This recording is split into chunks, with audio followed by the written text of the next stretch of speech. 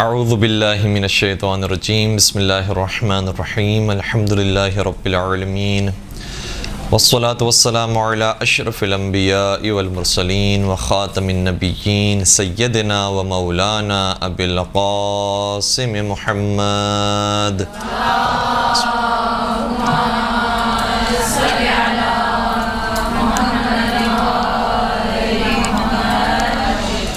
وعلى أهل بيته الطيبين الطاهرين المعصومين المظلومين الذين أذهب الله عنهم الرجس وطهرهم تطهيرا.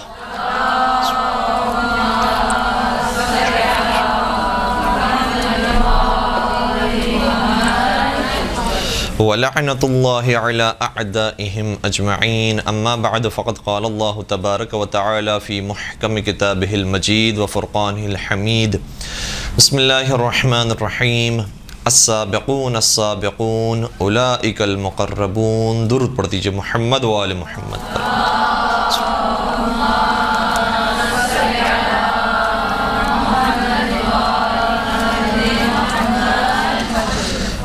آج ہم جس شخصیت پر گفتگو کرنے کی کوشش کریں گے ان کی شہادت یا وفات کی تاریخ ماہ مبارک رمضان میں آتی ہے، اور 10 رمضان مبارک کو یہ کہنا کہ نہ صرف محسنہ اسلام بلکہ مظلومہ تاریخ حضرت خدیجہ طاہرہ سلام اللہ علیہا کی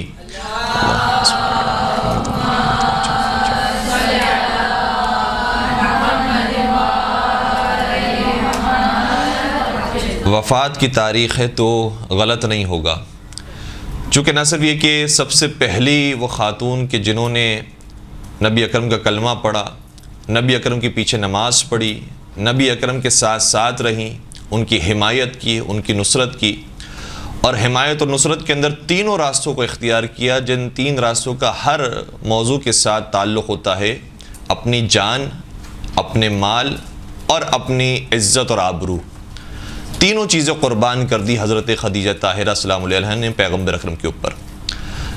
اپنی جان یقیناً 10 رمضان مبارک کو اسلام کی خاطر شیب ابی طالب میں جو ملکۃ العرب رہی ہیں، اس کی وجہ سے ان کی جان پیغمبر کے راستے میں خرچ ہو گئی اور فدا کر دی اپنے آپ کو. ان کے مال کے بارے میں تو شہرت ہے اور اس قدر مال ان کا موجود تھا، لیکن سب کا سب رائے خدا میں خرچ کر دیا، یہاں تک کہ چٹائی پر سونے پر مجبور ہوتی تھیں، اور اس کے ساتھ بھی خوشی خوشی یہ ساری چیزیں قبول کی، کیونکہ جانتی تھیں کہ مجھے اس کا صلہ آخرت میں ملنے والا ہے. اور تیسری چیز کہ عزت اور آبرو پر بھی جب بات آئی، کیونکہ لوگوں نے تانے دینا شروع کیے کہ تم نے غلط انتخاب کیا ہے، ایک غریب ایک نادار شخص کا انتخاب کر لیا ہے، جبکہ تم ملکۃ العرب ہو، تمہارے لیے بہترین رشتے موجود ہیں اور آئے بھی تھے، لیکن تم نے انتخاب ہمسر کے اندر، انتخاب شوہر کے اندر غلطی کا ثبوت دیا ہے. تو حضرت خدیجہ طاہرہ نے ان تمام تانوں کی پرواہ نہیں کی، ان تمام مسخرے بازیوں کی اور مذاق کی پرواہ نہیں کی، اور اپنے ہدف پر گامزن رہیں. اچھا، یہ بات بھی مومن کے لیے روایات کے اندر بیان ہوئی ہے کہ مومن دور اندیش ہوتا ہے، مومن سمجھدار ہوتا ہے. المؤمن کیس، مومن بہت ہوشیار ہوتا ہے. تو دنیا والے ہوشیاری اس چیز کو سمجھتے ہیں کہ لوگوں کو بیوقوف بنا کر ہم نے اگر مال و دولت کما لیا ہے، لوگوں کو بیوقوف بنا کر ہم نے مقام و مرتبہ حاصل کر لیا ہے، لوگوں کو بیوقوف بنا کر ہم نے ان کے مال پر قبضہ کر لیا ہے، یہ بہت بڑی ہوشیاری ہے. جبکہ مومن اس اعتبار سے ہوشیار ہوتا ہے کیونکہ وہ جانتا ہے کہ اس کائنات کا کوئی خالق ہے، اور اگر ہم نے کسی کو دھوکہ دیا ہے تو ہمارے ساتھ بھی وہی کچھ ہونے والا ہے کہ جو ہم نے کسی کے ساتھ کیا ہے. اور اس کی نگاہ محدود نہیں ہوتی اپنی 60-70 سالہ زندگی پر، بلکہ اس کی نگاہ لامحدود زندگی پر ہوتی ہے. اس لیے وہ اپنی زندگی اس انداز سے گزارتا ہے کہ اگر میں نے یہاں پر پروردگار کے راستے میں کچھ زحمتیں برداشت کی ہیں تو اس کا صلہ مجھے آخرت میں ملنے والا ہے. تو یہ دور اندیشی اور سمجھداری مومن کے اندر پائی جاتی ہے، کافر کے اندر نہیں پائی جاتی. کافر اپنی اسی محدود دنیا کو ہی سب کچھ سمجھ رہا ہوتا ہے. اور عجیب بات یہ ہے کہ ہر ایک جانتا ہے کہ موت آنے والی ہے، اور موت کے بعد انسان صف ہستی سے ایسے مٹ جاتا ہے جیسے موجود ہی نہیں تھا. ابھی حالیہ واقعات کے اندر بھی ظاہر سی بات ہے کہ کورونا کا مرض ابھی تک ختم نہیں ہوا ہے، یہ وبا ابھی تک جاری ہے. پروردگار سبھی کو شفاء کاملہ عاجلہ عطا فرمائے اور اس مرض کو دور فرمائے.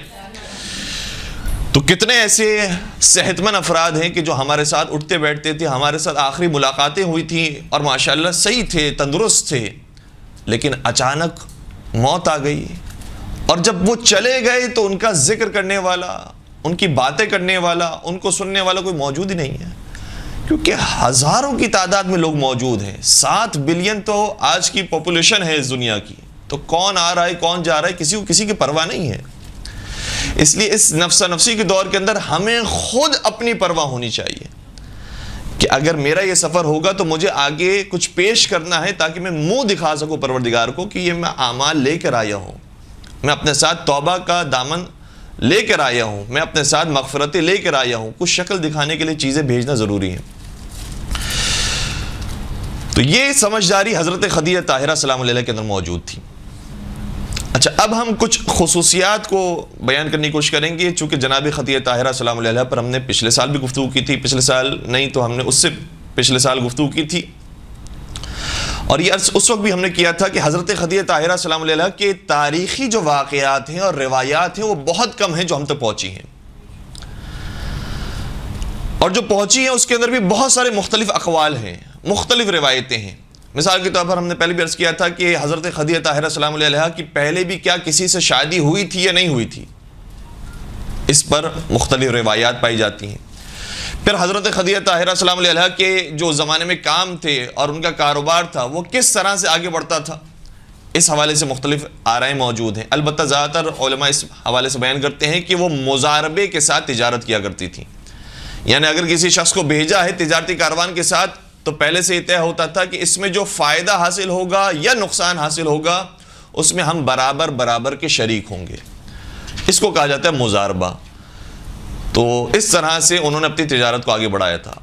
البتہ ایک چیز شاید ہمارے نوجوانوں کو اتنی معلوم نہ ہو لیکن وہ روایات کے اندر موجود ہے اور اس پر تقریباً علماء کا اتفاق ہے، وہ یہ ہے کہ حضرت خدیجہ طاہرہ سلام اللہ علیہ کو جو مال و دولت حاصل ہوا تھا وہ ان کے پدر بزرگوار کی وجہ سے حاصل ہوا تھا، یعنی گویا میراث میں انہیں یہ مال ملا تھا اور پھر اس مال میں انہوں نے تجارت کے ذریعے اضافہ کیا تھا۔ اچھا، ایک اور بات بھی ہے، انہی کے ایک بھائی یا کوئی رشتہ دار ہیں، اب میں بہت زیادہ چونکہ اس کے اوپر ریسرچ کر کے نہیں آیا، اتفاق سے بات نکل آئی ہے تو میں عرض کر رہا ہوں کہ حکیم بن حزام، شاید آپ نے یہ نام سنا ہو، کسی کے ذہن میں نام موجود ہے حکیم بن حزام؟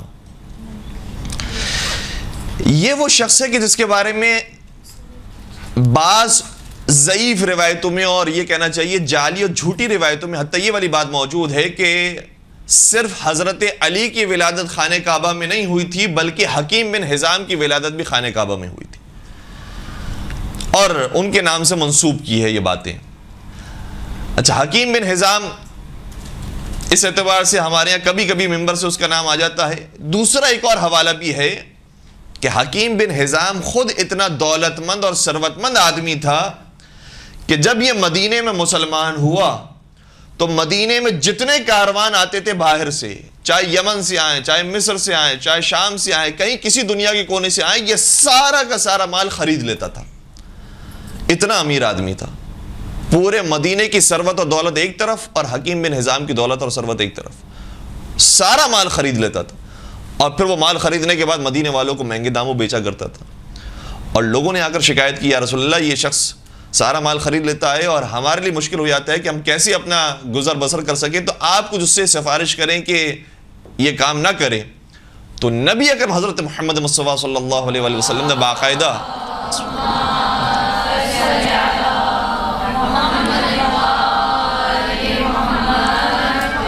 حکیم بن حزام سے کہا تھا کہ یہ کام نہ کرو کہ جس سے مسلمانوں کو نقصان ہو، اور تم اگر کوئی چیز خریدنا چاہتے ہو تو اگر تم نے خریدی ہے تو مناسب دام کے اندر فروخت کر دو، اگر کوئی چیز خریدی ہے تو عادلانہ طریقے سے منصفانہ انداز میں اگر تم اس پہ کوئی اپنا پروفٹ رکھنا چاہتے ہو تو پروفٹ رکھو۔ اور پھر اس کے بعد بہرحال اس نے بات تسلیم کی اور جس طرح سے نبی اکرم نے بیان کیا تھا اس طرح کرنے کی کوشش کی۔ تو کہنے کا مقصد یہ ہے کہ ان کے خاندان میں مال و دولت بہت موجود تھا، اس کی وجہ سے حضرت خدیجہ طاہرہ سلام اللہ علیہ کے پاس بھی بہت زیادہ ثروت آئی تھی، لیکن اس ثروت کو نہ صرف انہوں نے محفوظ کیا بلکہ اس کے اندر اضافہ کیا، اور نہ صرف اضافہ کیا بلکہ ایسے کاروباری اور تجارتی کام کو انجام دیا کہ لوگ انہیں طاہرہ کہا کرتے تھے۔ اس زمانے میں ان کی عفت اور شرم و حیا کی گواہی دیا کرتے تھے.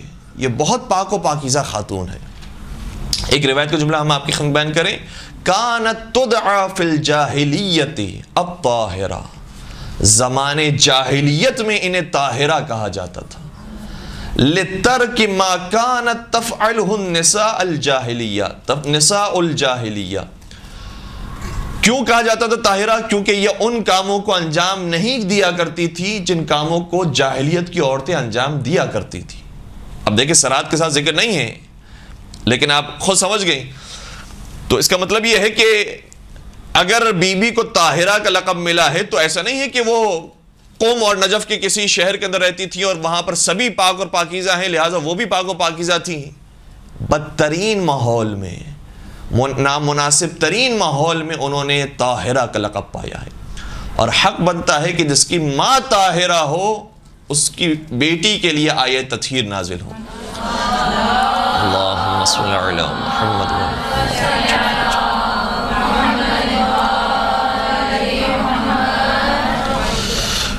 تو ویسے حضرت خدیجہ طاہرہ سلام علیہا کے بارے میں تاریخ میں روایات بہت زیادہ موجود نہیں ہیں، اور جو روایات ہیں اس کے اندر بہت زیادہ اختلاف بھی پایا جاتا ہے.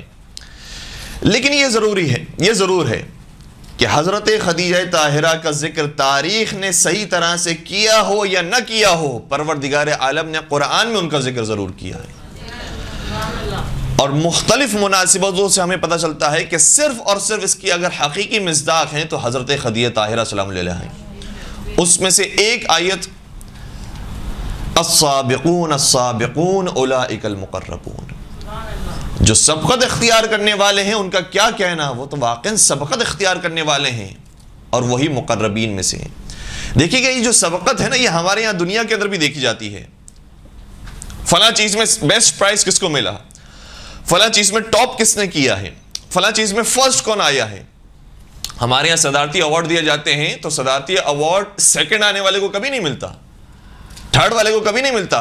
حالانکہ شاید ہو سکتا ہے کہ سیکنڈ اور فرسٹ کے اندر کوئی زیادہ فاصلہ نہ ہو، کوئی خاص فرق نہ ہو، لیکن ہمیشہ سراہا جاتا ہے تو فرسٹ والے کو سراہا جاتا ہے. حضرت خدیجہ طاہرہ نہ صرف یہ کہ پہلی وہ خاتون ہے کہ جو پیغمبر اکرم پر ایمان لائی ہیں، بلکہ ام المومنین میں سے بھی سب سے پہلی ماں مومنین کی وہ حضرت خدیجہ طاہرہ سلام علیہا. ام المومنین میں بھی سب سے پہلا نام، ام الائمہ بھی ہیں، ام زہرا بھی ہیں. اور اگر دیکھا جائے تو گویا 13 اماموں کی، گرچہ کہ مولا علی کی والدہ نہیں ہیں لیکن مولا علی بھی جب بچپنے میں تھے تو روایات کہتی ہیں کہ ان کی کفالت اور پرورش کی ذمہ داری بھی حضرت خدیجہ طاہرہ سلام علیہا انجام دے رہی تھی. تو گویا 13 معصومین کی ماں کا نام حضرت خدیجہ طاہرہ سلام علیہا. اور عجیب بات یہ ہے کہ دنیا کا تو یہ اصول ہے کہ ہمیشہ پہلے والے کا نام مشہور کیا جاتا ہے، پہلے والے کا ذکر کیا جاتا ہے، پہلے والے کو شہرت حاصل ہوتی ہے. لیکن ام المؤمنین کی فہرست میں جو سب سے پہلے ہیں ان کا نام مسلمان بھول گئے، اور جو بعد میں ام المؤمنین ہیں ان کا نام یاد رکھا گیا. اور پھر عجیب بات یہ ہے کہ وہ جو بعد میں امہات المومنین کہلائی، ان امہات المومنین کو بھی پیغمبر نے حکم دیا کہ تمہیں بھی اگر کسی کی سیرت پر عمل کرنا ہے تو حضرت خدیجہ کی سیرت پر عمل کرنا ہے. اس قدر اول مقام انہوں نے حاصل کیا. اور یہ جو اولویت ہے یا یہ جس کو ہم کہتے ہیں نمبر 1 پر جو آیا ہے، اس کی اہمیت خود قرآن میں بھی موجود ہے. ایک تو آیت آپ کی خدمت بھی بیان کی، اس کے علاوہ قرآن نے اس گھر کا ذکر کیا ہے جس گھر سے سب سے پہلے ہدایت چلی ہے. ارشاد ہوتا ہے بسم اللہ الرحمن الرحیم ان اول بیت وضع للناس للذی ببکۃ مبارکا وہدی للعالمین، کہ سب سے پہلا گھر جس کو بنایا گیا ہے لوگوں کے لیے وہ مکہ میں موجود ہے اور وہ مبارک ہے اور عالمین کی ہدایت کا کام کر رہا ہے. وہ کون سا گھر ہے؟ اس گھر کو خانہ کعبہ کہا جاتا ہے.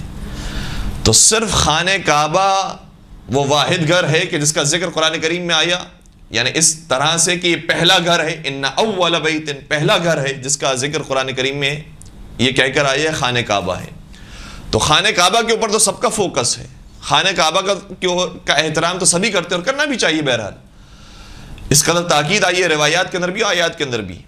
لیکن وہ بی بی کہ جو سب سے پہلے ایمان لے کر آئی ہے، ان کا ذکر بھی تو ہونا چاہیے، ان کا ذکر ہر محفل میں ہونا چاہیے، بلکہ یہ کہنا چاہیے کہ دنیا جہاں میں جتنے مسلمان ہو رہے ہیں ان سب کے اسلام اور ایمان کا ثواب حضرت خدیجہ طاہرہ سلام اللہ علیہ کے نام اعمال میں لکھا جاتا ہے۔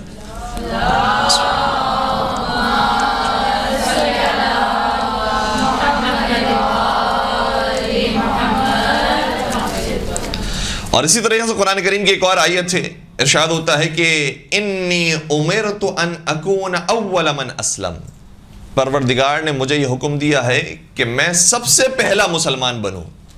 نبی اکرم یہ ارشاد فرما رہے ہیں میں سب سے پہلے پروردگار کی توحید کا اقرار کروں، پروردگار کے سامنے تسلیم خم کروں، مجھے یہ حکم دیا ہے میں سب سے پہلا بنوں۔ تو ہمیشہ پہلے کا ذکر کیا جاتا ہے۔ حضرت خدیجہ طاہرہ سلام اللہ علیہ نے سب سے پہلے ایمان قبول کیا، اسلام قبول کیا، اس کے بعد نمازیں قائم کی ہیں، اس کے بعد حمایت کی ہے، نصرت کی ہے۔ اچھا، جو پہلے کرتا ہے کام اس کی کچھ پریشانیاں بھی ہوتی ہیں، مشکلات بھی ہوتی ہیں۔ حضرت نوح علیہ السلام کا ذکر قرآن کریم میں آ رہا ہے۔ جب انہوں نے کشتی تیار کی تو قرآن مجید یہ کہتا ہے کہ کلما مر علیہ ملأ من قومہ سخروا منہ، جب حضرت نوح علیہ السلام اکیلے سب سے پہلے کشتی تیار کر رہے تھے تو جو ان کے سامنے سے گزرتا تھا وہ ان کا مذاق اڑاتا تھا۔ ہمیشہ یہی ہوتا ہے۔ یہاں پہ فرض کیجئے کہ کوئی مانگنے کے لیے کھڑا ہو جائے، خدا نخواستہ اگر کوئی مجبوری کے اندر ہو، بہرحال کوئی درخواست کرے، تو اگر ہم اس کو نہ جانتے ہوں اور ویسے اس کی مدد کر دیں تو کوئی نہ کوئی ضرور کہے گا کہ بھائی پہلے چیک تو کر لیتے، دیکھ تو لیتے۔ ایسے بہت سارے لوگ ہیں جو مانگتے ہیں، ہاتھ پھیلاتے ہیں، ہر ایک کی تھوڑی مدد کرنے کی ہوتی ہے، 10 جملے ہم کہہ دیتے ہیں۔ حضرت نوح علیہ السلام جب یہ کام کر رہے تھے اور سب سے پہلے انہوں نے کشتی کی تعمیر کا کام شروع کیا تو بڑا عجیب جملے، روایات کے اندر بڑے عجیب و غریب جملے ہیں جو ان سے کہے گئے۔ کسی نے کہا کہ اے نوح، تمہاری پیغمبری نہیں چلی تو تم نے نجاری شروع کر دی، تمہاری نبوت کا نعوذ باللہ کاروبار نہیں چلا تو تم نے یہ لکڑیوں کا کاروبار شروع کر دیا۔ استغفر اللہ، کتنا سخت جملہ ہے۔ کسی نے کہنا شروع کیا کہ یہ تو خشک زمین ہے، تم کشتی اپنی کہاں جاری کرو گے، کہاں چلاؤ گے کشتی، تو خشک ہے۔ اور پھر اگر خشکی میں انسان یہ کام کرے تو اسے دیوانہ نعوذ باللہ کہا جاتا ہے، مجنون کہا جاتا ہے۔ یہ ساری تہمتیں حضرت نوح علیہ السلام پر لگائی گئی۔ اور کسی نے یہ کہا کہ اگر تم نے کشتی تیار بھی کر لی، چلو پانی بھی سامنے موجود ہے، اس کشتی کو دھکا کون دے گا کہ تمہیں اس کشتی میں بٹھا کر تمہیں وہاں تک پہنچائے، تمہارا تو کوئی ساتھ دینے والا نہیں۔ تو جو پہلا شخص ہوتا ہے اس کے لیے مشکلات بہت ہوتی ہیں۔ حضرت خدیجہ طاہرہ سلام اللہ علیہا جب ایمان لے کر آتی ہیں، نمازیں قائم کرتی ہیں، ان کے ساتھ ساتھ رہتی ہیں، تو قریش کی عورتوں نے بھی یہی تہمتیں دی کہ اے خدیجہ، تم نے اس کے ساتھ اپنا رشتہ کر لیا کہ جو نادار ہے، فقیر ہے، تم نے اس کے ساتھ اپنا رشتہ کر لیا کہ جس کو کوئی نہیں تسلیم کرتا ہے، جس کو مارتے ہیں، جو نبوت کا جھوٹا نعوذ باللہ دعویٰ کر رہا ہے، تم نے اس کو قبول کر لیا۔ یہ ساری تہمتیں اور یہ سارے جملے حضرت خدیجہ طاہرہ سلام اللہ علیہ پر بھی کسے گئے۔ لیکن ہاں، پروردگار عالم نے ارشاد فرمایا ہے السابقون السابقون اولئک المقربون۔ ممکن ہے دنیا والوں کی نگاہ میں یہ جو پہلا کام کرنے والا ہے یہ برا ہو، اس کو تہمتیں لگائی جائیں، اس کے اوپر نازیبا جملے کہے جائیں، لیکن ہماری نگاہ میں جو سابقون ہوتا ہے وہی مقربون ہوتا ہے۔ ہمارے نزدیک وہی پسندیدہ ہے کہ جو سب سے پہلے قدم اٹھانے والا ہوتا ہے۔ اور پھر دیکھیے گا کہ حضرت خدیجہ طاہرہ سلام اللہ علیہ نے اس طرح سے پیغمبر اکرم کی نصرت کی ہے کہ تاریخ کے اندر کچھ نصرتیں ایسی ہوئی ہیں کہ جو حجت خدا کے ساتھ جب کی گئی تو ان کا ساتھ دینے والے کا نام بھی ہمیشہ کے لیے تاریخ میں محفوظ ہو گیا۔ جیسے جناب موسیٰ کلیم اللہ کی حمایت اور نصرت کی ہے جناب ہارون علیہ السلام نے، حجت خدا کا ساتھ دیا، جناب ہارون کا نام بھی محفوظ ہو گیا۔ حضرت سلیمان کے دربار میں اگر ان کی کسی نے مدد کی ہے تو حضرت آصف بن برخیہ تھے کہ جو کھڑے ہوئے اور جناب سلیمان کی نصرت کی۔ اسی طریقے سے خود جناب سلیمان نے جناب داؤد علیہ السلام کی نصرت کی۔ پھر اگر ہم آگے چلیں، مولا متقیان کے زمانے میں جو سب سے زیادہ جنگوں میں ان کے ساتھ ساتھ رہے ہیں، مالک اشتر، مالک اشتر کا نام بھی آج تک تاریخ میں محفوظ ہو گیا۔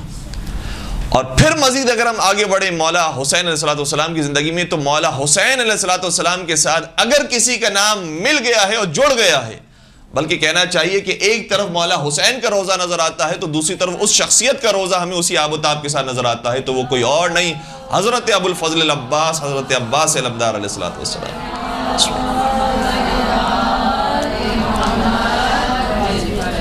تو اس طرح سے کچھ نصرت کرنے والے ایسے ہوتے ہیں حجت خدا کی کہ ان کا نام جڑ جاتا ہے اس حجت خدا کے ساتھ۔ نبی اکرم کے ساتھ اگر کسی کا نام جڑا ہے تو وہ حضرت خدیجہ طاہرہ سلام علیہ، اتنی بڑی شخصیت ہے، اتنا بڑا ان کا کارنامہ ہے، اور بہت افسوس ہوتا ہے کہ نہ صرف یہ کہ کتابوں میں ان کا حق ادا نہیں کیا گیا بلکہ ممبروں سے بھی ان کا حق ادا نہیں کیا جا رہا۔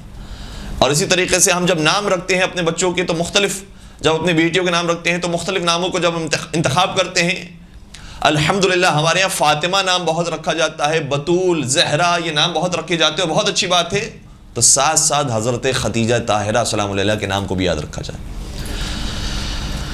اور یہ وہ نام ہے کہ جس نام کو اماموں نے یاد کیا ہے۔ امام حسین علیہ الصلوۃ والسلام نے اپنا تعارف کروایا تو کہا کہ میں خدیجہ غرہ کا بیٹا ہوں۔ غرہ کا مطلب ہے کہ جو روشن اور درخشاں ہوتا ہے اس کو غرہ کہا جاتا ہے، میں اس روشن بی بی کا بیٹا ہوں۔ اسی طریقے سے مولا سید سجاد نے دربار میں یاد کیا ہے تو حضرت خدیجہ طاہرہ سلام اللہ کے نام لیا ہے، میں ان کا بیٹا ہوں۔ اور پھر آج بھی ہم بی بی معصومہ قم کے روزے پر جاتے ہیں اور ان کی زیارت پڑھتے ہیں، جو زیارت معصوم سے ہم تک پہنچی ہے۔ امام معصوم نے بتایا ہے کہ اس طریقے سے زیارت پڑھی جائے۔ امام تقی علیہ الصلوۃ والسلام نے یا امام علی رضا علیہ الصلوۃ والسلام نے ہمیں زیارت تعلیم فرمائی ہے۔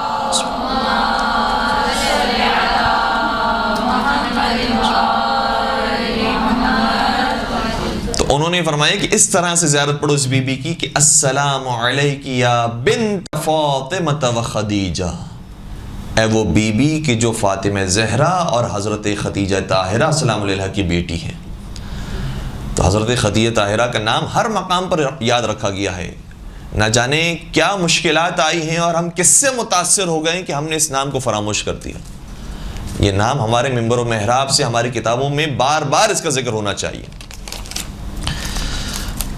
تو یہ ایک بہت بڑی خصوصیت ہے، جب پہلے کوئی کام کر رہا ہوتا ہے تو اس کے لیے مشکلات بہت ہوتی ہیں۔ حضرت خدیجہ طاہرہ سلام علیہ نے وہ مشکلات صحیح۔ پھر اگر ہم بات کریں سورہ کوثر کی، ارشاد ہوتا ہے بسم اللہ الرحمن الرحیم انا اعطیناک الکوثر، اے حبیب ہم نے آپ کو کوثر عطا کیا۔ یہ کوثر کس کو مل رہا ہے قرآن کی آیت کے مطابق؟ انا اعطیناک، ہم نے آپ کو کوثر عطا کیا ہے، لیکن اس کا یہ مطلب نہیں ہے کہ اس کوثر کے ملنے میں حضرت خدیجہ طاہرہ سلام علیہ شریک نہیں ہے۔ چونکہ کبھی کبھار انسان یہی کہتا ہے سامنے والے سے، مثال کے طور پر یہاں پر کوئی بہت نیک شریف با اخلاق بچہ آیا، بہت سکون سے بیٹھا ہوا ہے یا پڑھ رہا ہے، بہت اچھے طریقے سے بیٹھا ہوا ہے، تو کہتے ہیں یہاں پر چونکہ خواتین کا مجمع ہے اس لیے کہتے ہیں کہ ماشاءاللہ آپ کا بیٹا بہت شریف اور بہت نیک ہے۔ تو اس کا یہ مطلب نہیں ہوتا کہ یہ صرف آپ کا بیٹا ہے، بلکہ اس کے باپ کی بھی تربیت ہے، اور اس کے باپ کا بھی ایک کمال ہے کہ اس نے اپنے بچے کی اس طرح سے تربیت کی ہے کہ جو نیک اور شریف بنا ہے۔ تو ماحول کے اعتبار سے کبھی کبھار یوں کہا جاتا ہے کہ یہ آپ کو ہے، لیکن آپ کو کا مطلب یہ نہیں کہ اس میں کوئی اور شریک نہیں ہے۔ تو حضرت خدیجہ طاہرہ سلام علیہ، بلکہ مجھے یہ کہنا چاہیے کہ حضرت خدیجہ طاہرہ سلام اللہ علیہ نے مال کثیر خدا کی راہ میں قربان کیا تو پروردگار نے بھی انہیں خیر کثیر حضرت فاطمہ زہرا سلام اللہ کی صورت میں عطا فرمایا۔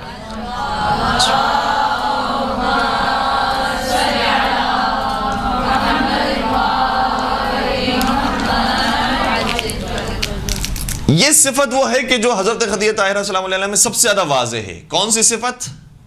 سخاوت کی صفت۔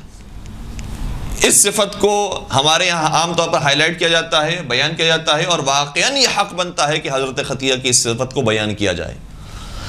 ہم سمجھتے ہیں کبھی کبھار کہ مال دینا ہمارے لیے بہت آسان ہوتا ہے، لیکن واقعاً مال ایک حد تک تو آسان رہتا ہے، لیکن اس کے بعد اگر بات کی جائے تو بہت مشکل ہو جاتا ہے۔ اس میں سے ایک بات وہی ہے کہ اگر سب مال دے رہے ہوں تو ہمارے لیے بھی آسان ہو جائے گا۔ مثال کے طور پر اگر یہ وہی مثال ہم عرض کریں کہ کوئی مانگنے والا کھڑا ہو جائے اور اس کی ایک شخص مدد کرے، دوسرا شخص مدد کرے، تیسرا شخص مدد کرے، تو جب یہ ماحول بن جاتا ہے تو خود بخود انسان کہتا ہے کہ اس کا مطلب یہ کوئی ٹھیک آدمی ہے، صحیح آدمی ہے، ہر ایک اس کی مدد کر رہا ہے تو ہم بھی مدد کر دیتے ہیں۔ تو اگر پہلے سے ہی لوگ تیار ہوں، آمادہ ہوں، اور اس وقت سخاوت کر دی جائے، اس وقت انفاق کیا جائے، تو کوئی بڑی بات نہیں ہے کہ سبھی کر رہے ہیں، آپ نے بھی کر لیا۔ اسی طرح سے ہمارے الحمدللہ مجالس ہوتی ہیں، عزاداریاں برپا کی جاتی ہیں، بہت اچھی بات ہے، اور یہ ٹرینڈ قائم ہونا چاہیے اور رہنا چاہیے، کلچر ہمارے یہاں موجود ہونا چاہیے۔ لیکن اگر کسی معاشرے میں یہ ٹرینڈ موجود ہے اور کلچر موجود ہے کہ ہر گھر کے اندر یا ہر گھر چھوڑ کے دوسرے گھر کے اندر عزاداری ہو رہی ہے، مجلس ہو رہی ہے، تو وہاں مجلس منعقد کرنا کوئی مشکل کام نہیں ہے۔ ہر کوئی مجلس منعقد کر رہا ہے تو ہم بھی مجلس منعقد کر رہے ہیں۔ کمال تو وہاں پر ہے کہ جہاں پر کوئی بھی موجود نہ ہو یہ کام کرنے کے لیے، اور ہم وہاں پر کھڑے اور کہیں کہ نہیں، ہمیں اپنے گھر کے اندر مجلس منعقد کرنی ہے۔ تو حضرت خدیجہ طاہرہ سلام علیہ نے اس وقت مال کے ذریعے پیغمبر اکرم کی مدد کی ہے جب نہ صرف یہ کہ لوگوں نے مال روکا ہوا تھا، بلکہ جو مال خرچ کرنے والا ہے اس کو نعوذ باللہ بیوقوف سمجھا جا رہا تھا کہ تم اپنا مال ضائع کر رہی ہو، اپنا مال ویسٹ کر رہی ہو، کس کے اوپر تم اپنا مال خرچ کر رہی ہو۔ ایسے موقع پر حضرت خدیجہ طاہرہ سلام علیہ نے مال خرچ کی۔ اور پھر قرآن ہم سے جو تقاضا کر رہا ہے وہ کیا ہے؟ قرآن ہم سے یہ کہہ رہا ہے کہ تمہارا جو مال ہے، تمہاری جو دولت ہے، در حقیقت ہے تو ویسے پروردگار کی، لیکن جو تمہاری بن گئی ہے، ابھی تمہارے ہاتھوں میں آ گئی ہے، اس میں سے کچھ خرچ کر دو۔ جو خمس کی صورت میں 20% خرچ کر دو، زکوٰۃ کی صورت میں ہے اگر کہا جائے تو بہت کم 40واں حصہ وہ خرچ کر دو۔ اور اس کے علاوہ بھی اگر کوئی تمہیں صدقہ خیرات کرنا ہے تو قرآن نے کہا مما رزقناہم ینفقون، جو ہم نے رزق دیا ہے، مما کا مطلب ہوتا ہے اس میں سے بعض تم اللہ کی راہ میں خرچ کر دو، بعض انفاق کر دو، مما ان میں سے کچھ کر دو۔ تو دنیا والے جب اللہ کی راہ میں خرچ کرتے ہیں تو کچھ خرچ کرتے ہیں۔ حضرت خدیجہ طاہرہ سلام اللہ علیہ وہ ہیں کہ جنہوں نے اپنا سب کچھ راہ خدا میں خرچ کیا۔ یہ دوسری خصوصیت سخاوت کی۔ پہلی خصوصیت کوئی خرچ کرنے والا نہیں تھا تب انہوں نے خرچ کیا۔ دوسری خصوصیت اپنا کچھ خرچ نہیں کیا، اپنا سب کچھ خرچ کیا ہے۔ تیسری خصوصیت جب انسان خرچ کر دیتا ہے تو ذہن میں ہمیشہ یہ رہتا ہے کہ دیکھو میں نے فلاں چیز خرچ کی تھی، میری وجہ سے مسجد تعمیر ہوئی، میری وجہ سے مدرسہ چل رہا ہے، میری وجہ سے یہ چیز موجود ہے۔ اگر کسی نے کوئی اور چھوٹی چیز پر، کیمرے پر، مائک پر، دری پر یا بینر پر کچھ خرچہ کر دیا ہے تو یہ ذہن میں خود بخود آ جاتا ہے کہ یہ میری وجہ سے چیز چل رہی ہے۔ حضرت خدیجہ طاہرہ نہ صرف یہ کہ خرچ کرتی ہیں بلکہ یہ کہتی ہیں کہ اے اللہ کے رسول، جو میں نے خرچ کیا ہے کیا وہ قبول ہو گیا پروردگار کے یہاں؟ اور گویا خاضع اور خاشع ہو کر اور عذر خواہی کرتے ہوئے کہ جو آپ کا حق تھا وہ میں نے ادا نہیں کیا۔ اور یہ انداز وہ ہے جو اہل بیت میں ہمیں بار بار دکھائی دیتا ہے۔ بلکہ مجھے کہنے دیجئے کہ یہ روایت کا جملہ بھی ہے کہ حضرت زینب کبریٰ سلام اللہ علیہ اپنی نانی حضرت خدیجہ طاہرہ سلام اللہ علیہ کی طرح تھی۔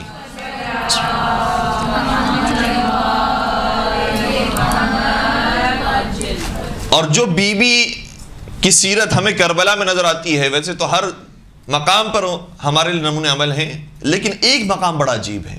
کربلا کے میدان میں بی بی نے اپنے 2 لخت جگر خون آلود دیکھے، کربلا کی گرم ریتی پر دیکھے، نہ صرف یہ کہ اپنے 2 بیٹے بلکہ 2 اپنی جان سے زیادہ عزیز بھائی بھی کربلا کی گرم ریتی پر بے گور و کفن دیکھے۔ مولا حسین جیسا بھائی، مولا عباس جیسا بھائی۔ اور اس کے علاوہ روایت کا جملہ یہ کہتا ہے کہ خاندان بنی ہاشم کے جو جوان شہید ہوئے تھے کربلا میں وہ 18 تھے۔ تو آپ جان لیجئے کہ یہ 4 ہستیاں اور باقی 14 اور رشتہ دار جو شہزادی کے ہوتے تھے یہ کربلا کے میدان میں شہید ہوئے ہیں۔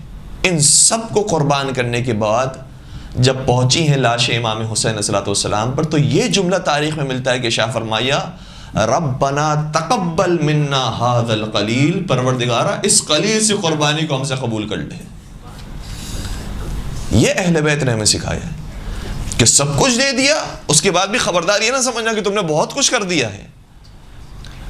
جو دیا ہے وہ خدا کے حضور ابھی بھی قلیل ہی سمجھنا، کیونکہ جس نے ذرا سا بھی اپنی عبادتوں پر بھی، اپنی قربانیوں پر بھی گھمنڈ کیا ہے، پروردگار نے حتیٰ عبادتوں پر گھمنڈ کرنے والے کو بھی پسند نہیں کیا اور اپنی بارگاہ سے نکال دیا۔ اس لیے عبادتوں پر بھی کوئی گھمنڈ نہیں کرنا۔ ایک جملہ ہے، آیت اللہ شہید مدنی نے ایک مرتبہ ظاہراً ماہ رمضان میں شب قدر میں جب وہ اعمال کروا رہے تھے اور مومنین کی بہت بڑی تعداد تھی، مسجد بھری ہوئی تھی، تو اس وقت ارشاد فرمایا، کہنے لگے کہ آپ خوش قسمت ہیں، آپ واقعاً مجھ سے زیادہ بہتر ہیں، کیونکہ آج کی رات آپ خدا کو دینے کے لیے جو چیز لائے ہیں وہ خدا کو بہت پسند ہے۔ وہ کیا ہے؟ وہ اپنے گناہوں پر شرمندگی ہے، اپنے گناہوں پر شرمساری ہے، یہ خدا کو بہت پسند ہے۔ انسان گناہ کرنے کے بعد اگر شرمندہ ہو جائے، یہ شرمندگی اتنی پسند ہے کہ اس گناہ کو پروردگار بھول جاتا ہے۔ فرمانے لگے کہ آپ سب کے پاس اتنی قیمتی چیز موجود ہے پروردگار کے سامنے رکھنے کے لیے، لیکن آج میں اپنے آپ کو آپ سے کم محسوس کر رہا ہوں، کیونکہ میں نے بظاہر کوئی گناہ کیا نہیں ہے کہ اپنے اس گناہ پر شرمندگی کے ساتھ خدا کے سامنے آؤں۔ میں نے جو عبادتیں کی ہیں، اعمال کی ہیں، کہیں اس کی وجہ سے میرے اندر گھمنڈ اور غرور پیدا نہ ہو جائے اور میرا مقام آپ سے کم نہ ہو جائے۔ اس لیے آج کی رات میں محسوس کر رہا ہوں کہ آپ کے پاس وہ چیز موجود ہے خدا کو دینے کے لیے، لیکن میرے پاس وہ چیز موجود نہیں ہے خدا کو دینے کے لیے۔ تو عبادتیں کرنے کے بعد انسان کے ذہن میں خود بخود یہ بن جاتی ہے، یہ تصور آ جاتا ہے کہ میں نے کچھ کیا ہے رائے خدا میں، میں نے کچھ دیا ہے رائے خدا میں۔ لیکن اہل بیت کرام علیہ السلام نے یہ سکھایا کہ اپنے قربانی کو بہت معمولی سمجھیں، اپنی عبادتوں کو بہت معمولی سمجھیں۔ چھٹے سرکار حضرت امام جعفر صادق علیہ السلام کی خدمت میں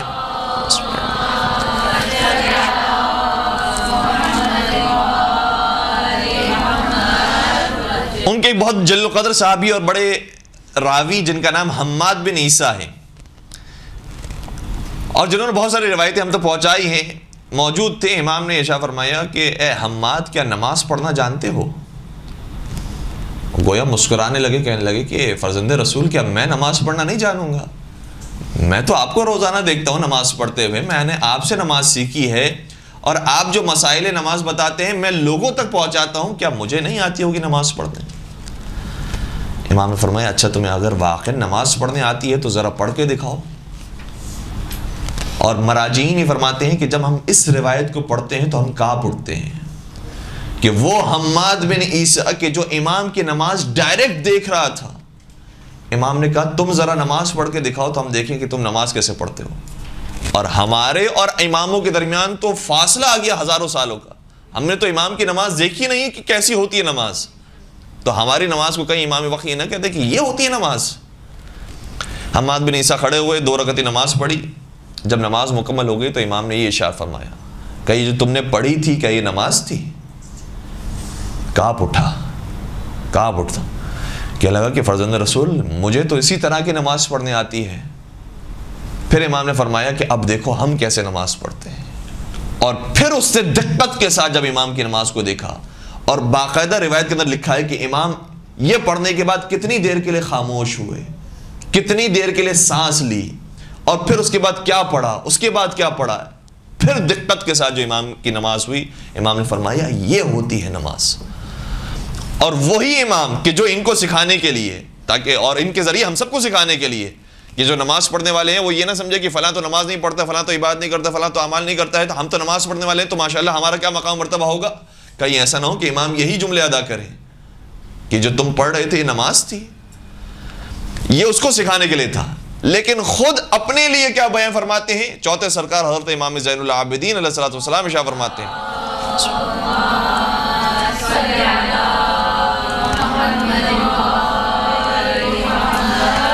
فرماتے ہیں کہ اے پروردگار، مجھے تیری بارگاہ میں جس چیز پر بھروسہ ہے وہ اپنے اعمال پر نہیں ہے بلکہ تیرے فضل و کرم پر ہے۔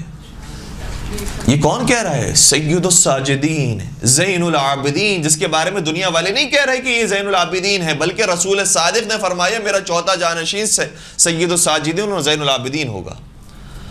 اور پھر روایت کا جملہ یہ ہے کہ جب مولا سید سجاد قیامت کے میدان میں آئیں گے تو منادی آواز دے گا این زین العابدین، تو محشر میں انبیاء کرام موجود ہیں، اولیاء کرام موجود ہیں، بڑی بڑی مبارک اور پاک ہستیاں موجود ہیں، لیکن جو ہستی داخل ہوگی محشر کے اندر وہ کوئی اور نہیں، وہ حسین کے بیٹے علی زین العابدین علیہ السلام ہوں گے۔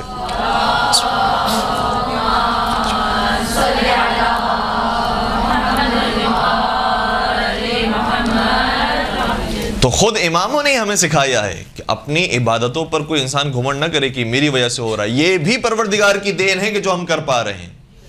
حضرت ایوب علیہ السلام کو یہی تو جملہ پروردگار نے ارشاد فرمایا تھا جب جناب ایوب کو خدا نے یہ کہا کہ تمہارے اوپر مشکلات آئی، مصیبتیں آئیں، اور بڑی بڑی مشکلات، آپ یقیناً جانتے ہیں کہ ان کے باغات خراب ہو گئے اور جل گئے، ان کی اولاد مریض ہو گئی اور مر گئی، خود وہ مریض اور بیمار ہو گئے، اور پھر وہ خود بوڑھے ہونے کے بعد جب یہ ساری مشکلات کو سہ لیتے ہیں تو دنیا والوں نے کہنا شروع کر دیا کہ یہ کیسا نبی خدا ہے، دوسروں کی مشکلات کیا حل کریں گے، یہ تو خود مشکل کے اندر موجود ہے۔ یہ تانے دیے جاتے تھے۔ تو جب خدا کی طرف سے آواز آئی، اے ایوب تم نے مشکلات برداشت کی، تم نے مصائب برداشت کیے، تو حضرت ایوب تھوڑے سے، یہ روایت کا جملہ یہ، تھوڑے سے فخر میں مبتلا ہوئے اور کہا کہ ہاں پروردگار، میں نے صبر کیا ہے، میں نے ان ساری مشکلات پر کو برداشت کیا ہے، اور میں نے تیرے بارگاہ کے اندر کوئی شکایت نہیں کی، میں نے صبر سے کام لیا۔ خدا کی طرف سے فوراً سے آواز آئی، اے ایوب یہ بتاؤ تمہارے اندر یہ صفت صبر کس نے پیدا کی تھی؟ تمہارے اندر یہ صفت صبر کس نے پیدا کی تھی؟ اور یہ ساری صفات ہمارے اندر موجود ہے تو کس نے خلق کی ہیں؟ خدا نے خلق کی ہیں، جو ہم تھوڑا سا استفادہ کرتے ہیں، تھوڑا سا استعمال کرتے ہیں۔ تو پھر حضرت ایوب علیہ السلام سمجھ گئے اور اسی وقت خاک اپنے سر پر ڈالی، اور مٹی سر پر ڈالنے کے بعد فرمانے لگے، من کا یا رب، پروردگار وہ بھی تجھی نے عطا کی تھی۔ یہ ساری باتیں اس لیے ہیں تاکہ بطور خاص جو دیندار افراد ہیں، جو اہل دین ہیں، سمجھتے ہیں دینداری ہے، نماز روزے کی پابند ہیں، کہیں وہ اس ڈائریکشن کی طرف نہ نکل جائیں کہ الحمدللہ ہم تو ماشاءاللہ سے بہت زیادہ نمازیں پڑھتے ہیں۔ اور یہ جو جملہ بھی ہے جو کبھی کبھار خود ہماری گفتگو کے اندر بھی آیا تھا، الحمدللہ ماشاءاللہ کا کبھی کبھار کہنے کی اتنی عادت ہو جاتی ہے کہ ہم غیبتیں بھی کر رہے ہوتے ہیں تو ماشاءاللہ ماشاءاللہ کہہ کر۔ ایک عارف تھے، انہوں نے کہا کہ ایک الحمدللہ ایسا ہے کہ جس کو کہنے پر مجھے بہت افسوس ہوا، جب مجھے یہ پتا چلا تھا کہ مارکیٹ میں سب کی دکانیں جل گئی لیکن میری دکان محفوظ رہی، تو میں نے کہا تھا الحمدللہ، اور اس الحمدللہ پر مجھے پشیمانی ہے، کیونکہ میں نے کیا اس بات پر شکر کیا تھا پروردگار کا کہ سب کا نقصان ہو گیا اور میرا نقصان نہیں ہوا۔ میں دوسروں کے نقصان پر خوش ہو رہا تھا اور الحمدللہ کہہ رہا تھا۔ اس لیے کبھی کبھار کبھی ہمارے جملے ہوتے ہیں ماشاءاللہ الحمدللہ، وہ بھی خدا نہ خواستہ عبادت سے ہٹ کر کسی اور مقصد کے لیے نہ ہو۔ تو جو جناب خدیجہ طاہرہ سلام اللہ کی سیرت ہے، اس میں یہ سارا انفاق، ساری سخاوت ہونے کے باوجود انہوں نے فرمایا کہ یا رسول اللہ، جو آپ کی حقیقی خدمت تھی وہ میں نہیں کر سکی، جو حقیقی میں آپ کی مدد کرنا چاہتی تھی وہ نہیں کر سکی، اس کا حق ادا نہیں کر سکی۔ یہ صفت بھی حضرت خدیجہ طاہرہ سلام اللہ کے اندر موجود تھی۔ تو سخاوت کے اندر بطور خاص یہ 3 نکات ہمیں نظر آتے ہیں، اور اس کے علاوہ جو اور نکات ہیں اور صفات ہیں ہم جلدی جلدی اب آپ کی خدمت بیان کر رہے ہیں، زیادہ وقت ہمارے پاس موجود نہیں ہے، جو تحریر کرنا چاہیں وہ لکھ سکتے ہیں۔ ہم نے بصیرت اور ان کی دور اندیشی پر گفتگو کی، ان کی عفت اور پاک دامنی اور طہارت پر گفتگو کی، ان کی سخاوت پر گفتگو کی، ان کے سب سے پہلے ایمان لانے اور سبقت ایمانی پر گفتگو کی، اور اس کے بعد ایک اور خصوصیت ان کے موجود تھی کہ ان کا ارادہ بہت محکم ہوتا تھا، پختہ ارادہ، پختہ عزم کے ساتھ انہوں نے کام کیا ہے۔ اور عام طور پر یہ پختہ عزم اور ارادہ اسی وقت پیدا ہوتا ہے کہ جب ان سارے مراحل سے انسان گزر چکا ہو، دور اندیشی اس کے ذہن میں موجود ہو۔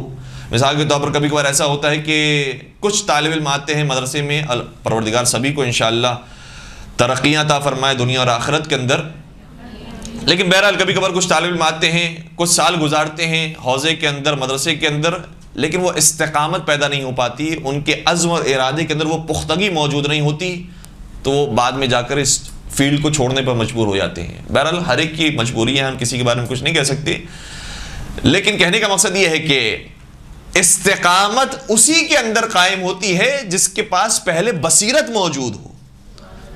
مجھے معلوم ہے کہ اس راستے میں مشکلات ہیں، مجھے معلوم ہے کہ مجھے یہاں پر قربانیاں دینی ہیں، لیکن پھر بھی میں اسی راستے پر رہوں گا کیونکہ یہی صحیح راستہ ہے۔ جس کے پاس یہ بصیرت ہوگی وہ خود بخود مکمل عزم کے ساتھ اس راستے پر رہ سکے گا۔ اور دیکھیے کہ انبیاء کرام کو پروردگار عالم نے اولو العلم کہہ کر نہیں لقب دیا ہے، اولو التقوی کہہ کر لقب نہیں دیا ہے، بلکہ انبیاء میں سے جو بڑے انبیاء ہیں ان کو کہا یہ اولو العزم انبیاء ہیں، یہ عزم میں بڑے پختہ ہیں۔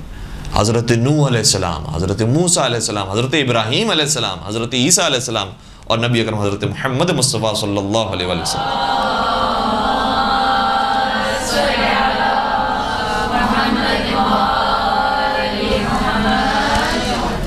اور پھر ہمیں شجاعت اور کسی سے نہیں ڈرنا سوائے خدا کے، یہ ہمیں اس میدان میں حضرت خدیجہ طاہرہ سلام اللہ علیہ نے دکھایا۔ کتنے لوگ آئے اور کہتے رہے، کتنے خود ان کے خاندان کے افراد کہتے رہے، لیکن کسی کی پرواہ نہیں کی، صرف اگر خوف ہے تو پروردگار کا، یہ راستہ انہوں نے پہلے سے ہی منتخب کر لیا اور اسی راستے پر پھر گامزن رہی۔ آخری صفت ہم بیان کر رہے ہیں، اس کے حوالے سے کچھ اور گزارشات ہم بیان کرنے کی کوشش کریں گے کہ ایک اور اہم صفت حضرت خدیجہ طاہرہ سلام اللہ علیہ میں یہ ہے کہ انہوں نے اپنے شوہر کا بہت اچھا انتخاب کیا۔ انتخاب شوہر کے اندر واقعاً بے نظیر تھی۔ ایک انسان کا ہوتا ہے کہ میں خود با کمال ہوں، میں خود صاحب کمال ہوں، یہ انسان بہت اچھا ہے کہ جو خود با کمال ہو، لیکن دوسری خصوصیت انسان میں یہ ہو کہ با کمال بھی ہو اور کمال شناس بھی ہو، دوسروں کے عیبوں پر نظر رکھنے والا نہ ہو، بلکہ جانتا ہو کہ اس کے اندر بھی یہ کوالٹی موجود ہے، اس کے اندر یہ کمال موجود ہے، اور نہ صرف یہ کہ کمال شناس ہو، پھر اس کی قدردانی کرے۔ یہ چیز میرے اندر مثال کے طور پر بولنے کی صفت بہت اچھی میرے اندر موجود نہیں ہے، فلاں بہت اچھی اسپیکنگ پاور موجود ہے، اس کی قدردانی کریں۔ میرے اندر سوچنے سمجھنے کی صلاحیت اتنی اچھی نہیں ہے، وہ زیادہ اچھی شارپنس کے ساتھ وہ سمجھتا سوچتا ہے، اس کی قدردانی کریں۔ کسی کے حافظے کی صلاحیت بہت زیادہ ہے، اس کی قدردانی کریں۔ کوئی پیار و محبت سے بات کرنا جانتا ہے، حسن اخلاق اس کے اندر موجود ہے، اس کی قدردانی کریں۔ کوئی مینجمنٹ کے اندر بہت اچھا ہے، اس کی قدردانی کریں۔ تو ہمارے یہاں پر عیب شناس تو بہت سے لوگ ہیں، کمال شناس کم لوگ ہیں، کمال کے اوپر نگاہ رکھنے والے۔ اور پھر ایک اور بات بھی ہمیں حضرت خدیجہ طاہرہ سلام اللہ علیہ کی سیرت میں نظر آتی ہے کہ ہر چیز پرفیکٹ نہیں ہو سکتی، پروردگار بنائے گا اور یقیناً اس نے جنت میں وعدہ کیا ہے کہ ہر چیز وہاں پر پرفیکٹ ہوگی، لیکن یہاں پر جو ہمارا امتحان ہے اس کے اندر کوئی چیز پرفیکٹ نہیں مل سکتی۔ ہم جب رشتہ تلاش کرنے کے لیے جاتے ہیں تو وہ خوبصورت بھی ہونا چاہیے، وہ مالدار بھی ہونا چاہیے، اس کا باہر کا ویزا بھی ہونا چاہیے، کوئی اس کے گھر کے اندر کوئی نکاح نہ ٹوٹا ہوا ہو، کوئی طلاق نہ ہوئی ہو، کوئی مسئلہ نہ ہوا ہو، اور پھر کوئی بیماری نہ ہو، کوئی خدا نہ خاصہ پرانا ان کے ماں باپ کو، ان کے دادا کو، ان کے نانا کو کوئی اور مرض نہ ہو، خاندان بھی بہت اچھا ہو اور بہت شریف نیک ہو، سبھی اس کے اندر پاک و پاکیزہ ہوں۔ ہمیں ایک خاتون سے رشتہ کرنا ہے، ایک مرد سے رشتہ کرنا ہے، لیکن ہمیں پرفیکشن اتنی زیادہ چاہیے۔ اور مزے کی بات یہ ہے کہ ہمیں دوسروں کے لیے تو اتنی پرفیکشن چاہیے، اپنے لیے ہم کتنے پرفیکٹ ہیں۔ جو جمال ہمیں چاہیے کیا وہ خود ہمارے پاس ہے؟ جو مال ہمیں چاہیے کیا وہ خود ہمارے پاس ہے؟ جو کمال ہمیں چاہیے کیا وہ خود ہمارے پاس ہے؟ تو حضرت خدیجہ طاہرہ سلام اللہ کی زندگی سے ایک چیز یہ سمجھ میں آتی ہے کہ انہوں نے جس رشتے کا انتخاب کیا، پوری کائنات ان کے پاس موجود تھی، لیکن ظاہری طور پر جو دیکھا جائے تو صادق اور امین ضرور ہیں، حسن اخلاق کے مالک ضرور ہیں، وہ تجارت کرنا بھی اچھا جانتے ہیں، لیکن وہ خود نادار تھے اور مفلس تھے، اور اس کا ذکر قرآن کریم نے کیا ہے۔ وَوَجَدَكَ عَائِلًا فَأَغْنَى، اے حبیب جب ہم نے آپ کو تنگ دست پایا تو کیا غنی نہیں بنا دیا؟ تو اس تنگ دستی کا ذکر خود قرآن کریم نے کیا ہے، لیکن وہاں حضرت خدیجہ نے نہیں یہ فرمایا کہ نہیں مجھے تو پرفیکٹ آدمی چاہیے، جس کے پاس کچھ مال بھی ہو جو میرے برابری کا ہو سکے، جس کے پاس کچھ اخلاق بھی ہو تاکہ میری برابری کا ہو، اور ساری دوسری خصوصیات ہو۔ نہیں، کہیں نہ کہیں رشتے کے اندر ممکن ہے کہ ایک اس کے اندر مناسب چیز نہ ہو۔ مناسب چیز کا مطلب یہ ہے کہ جو ظاہری طور پر چیز ہوتی ہے، جیسے ہمارے یہاں کبھی کبھار خواتین کے رشتے دیکھنے کے لیے جب جاتے ہیں، اتنے قد کی ہونی چاہیے۔ اب ذرا سا اس سے قد چھوٹا ہے، چاہے اس کا اخلاق بہت اچھا ہے، وہ پڑھی لکھی ہے، سب کچھ اس کے اندر موجود ہے، لیکن قد چونکہ 1 سینٹی میٹر چھوٹا ہے تو یہ قابل قبول نہیں ہے۔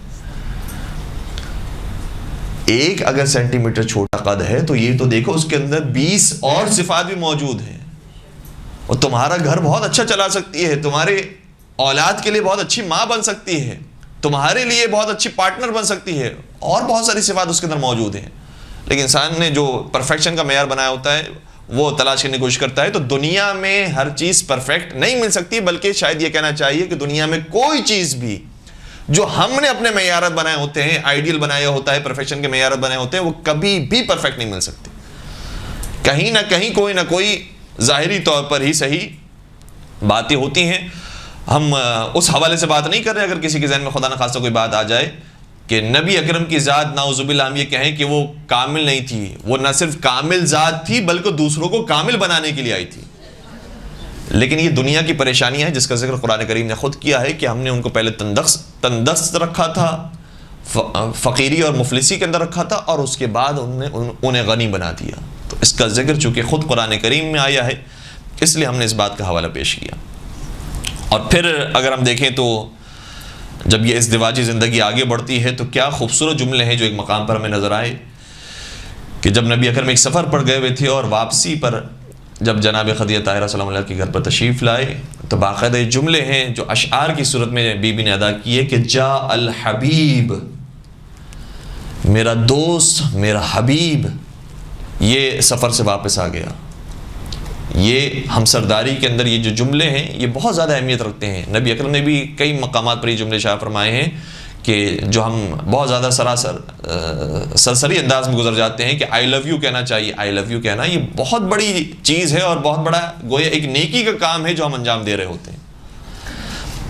یہ ازدواجی تعلقات کے اندر جتنا پیار و محبت ہو سکے گا اتنی آسانی کے ساتھ زندگی گزر سکے گی، اور پھر جتنے پیار و محبت انسان کے ازدواجی زندگی کے اندر ہوں گی اتنی اولاد کی اچھی تربیت ہو سکے گی. انسان عبادات کے اندر بہترین انداز میں عبادت کر سکے گا. یہ ساری چیزوں کا ثمرہ اس وقت ظاہر ہوتا ہے کہ جب اشتراکی زندگی اور ازدواجی زندگی انسان کی اچھی ہو.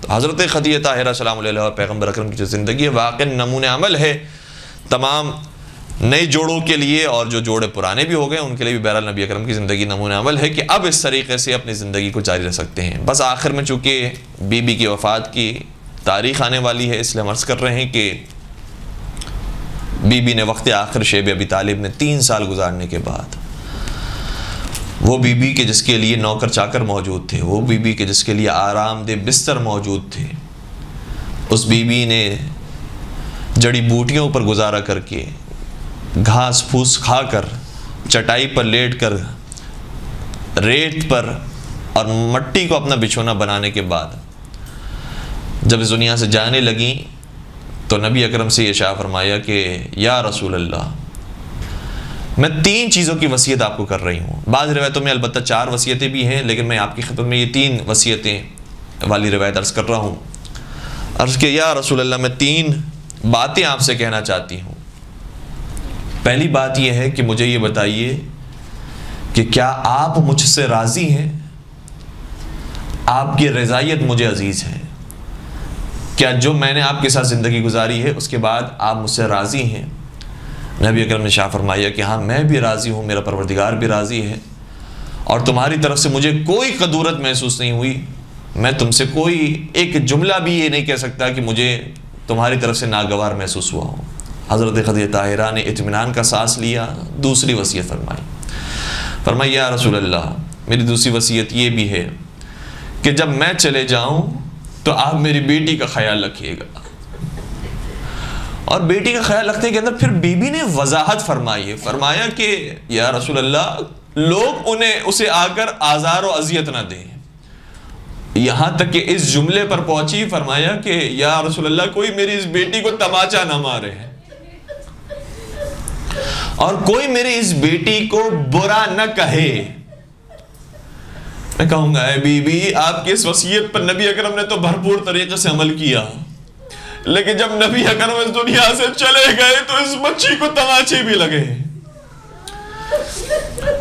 اور اس بی بی کو دربار میں بلایا بھی گیا ہے اور گواہیاں مانگی گئی ہیں. لیکن میں کہوں گا اے خدیجہ طاہرہ سلام اللہ علیہا جب آپ اسلام کے ساتھ منسلک ہوئی تھی تو آپ نے مشکل زمانہ دیکھا تھا، اس کے بعد کچھ آسانیوں کا زمانہ آیا، لیکن جب نبی اکرم چلے گئے تو پھر مشکلات کو دوبارہ آغاز ہوا.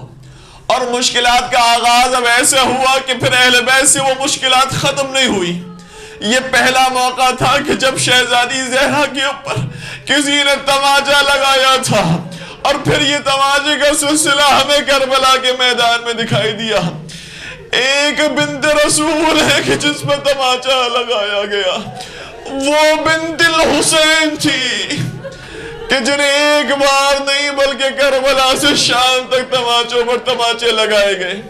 یہاں تک کہ غسالہ جب غسل دینے کے لیے آئی تو سوال کیا، بتاؤ کہ اس بی بی کو کوئی بیماری تھی؟ شہزادی زینب کبریٰ نے عرض کیا کہ نہیں، کوئی بیماری نہیں تھی۔ کہا پھر مجھے یہ بتاؤ کہ اس کا سارا بدن نیلا کیوں ہو رہا ہے، اس کا سارا بدن سیاہ کیوں ہو رہا ہے؟ تو بی بی نے عرض کیا کہ اس بی بی نے ایسے سفر میں مشکلات سہی ہیں، کبھی یہ کانٹوں پر چلتی تھی، کبھی اسے تازیانی اور درے مارے جاتے تھے، کبھی اسے پیاسا رکھا جاتا تھا، اور کبھی اسے تماچے مارے جاتے تھے، اس کا سارا بدن سیاہ پڑ گیا۔ بس عزاداروں، ایک آخری جملہ میں بی بی کا عرض کروں۔ حضرت خدیجہ طاہرہ سلام علیہ نے فرمایا، یا رسول اللہ، میری ایک آخری وصیت بھی ہے، لیکن میں آپ سے نہیں کرنا چاہوں گا کیونکہ میں آپ سے کچھ مانگ نہیں سکتی۔ آپ اگر اپنی بیٹی کو بھیج دیجئے تو میں ان کے ذریعے آپ سے درخواست کروں۔ شہزادی زہرا تشریف لائی، اور اس کے بعد ماں نے اپنی بیٹی سے کہا، بیٹی تو اپنے بابا سے جا کر یہ درخواست کرنا کہ جو لباس آپ وحی کے نزول کے وقت پہنا کرتے تھے، وہ لباس میرے کفن میں مجھے عطا کر دیجئے۔ بیٹی نے جا کر باپ سے درخواست کی، اور ماں کو کفن مل گیا، اور وہ کفن ملا کہ جو وحی کے نزول کے وقت لباس رسول بنا کرتا تھا۔ لیکن میں خدیجہ طاہرہ، آپ نے وصیت کی اور آپ کو کفن مل گیا، لیکن کربلا میں آتے تو دیکھتی کہ نواز رسول کا لاشا بے گہروں کفن جلتی ریتی پر پڑا ہے، کوئی دفنانے والا نہیں، کوئی کپڑا رکھنے والا نہیں۔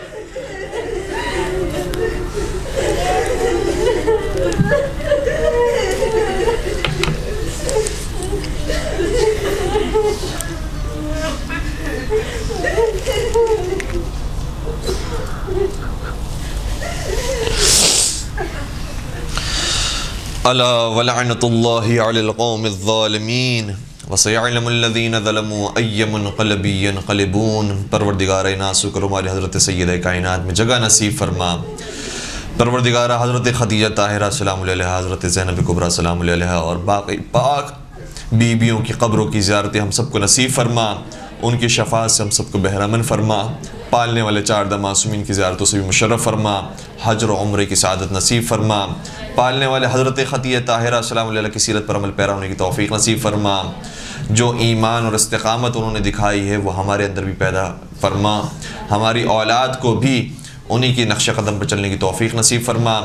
پالنے والے حضرت خدیجہ طاہرہ سلام علیہ کا واسطہ ہے، ان کی پاک اولاد کا واسطہ ہے، جہاں جہاں شیعہ حیدر کرار آباد ان تمام کی جان مال عزت و آبرو کی حفاظت فرما۔ بالخصوص ان کے واسطے سے ہم یہ دعا کرتے ہیں کہ جو بے روزگار مومنین ہیں انہیں رزق حلال عطا فرما، جو رزق حلال کما ان کے رزق میں برکت و وسعت و کثرت نصیب فرما۔ بی بی کا واسطہ، ان کی پاک بیٹی کا واسطہ جنہیں کوثر کہا گیا ہے، ان کا واسطہ ہم دیتے ہیں کہ جو بے اولاد مومنین ہیں انہیں اولاد صالحہ نصیب فرما، جو صاحبان اولاد انہیں اپنی اولاد کی اچھی تربیت کرنے کی توفیق نصیب فرما۔ ہم سب کا شمار لشکر امام زمان علیہ السلام میں فرما، ان کے ظہور پر نور میں تعجیل فرما، ان کے عاشقین و محبین میں ہم سب کا نام شامل فرما۔ ربنا تقبل منا انک انت السمیع العلیم وتب علینا انک انت التواب الرحیم برحمتک یا ارحم الراحمین۔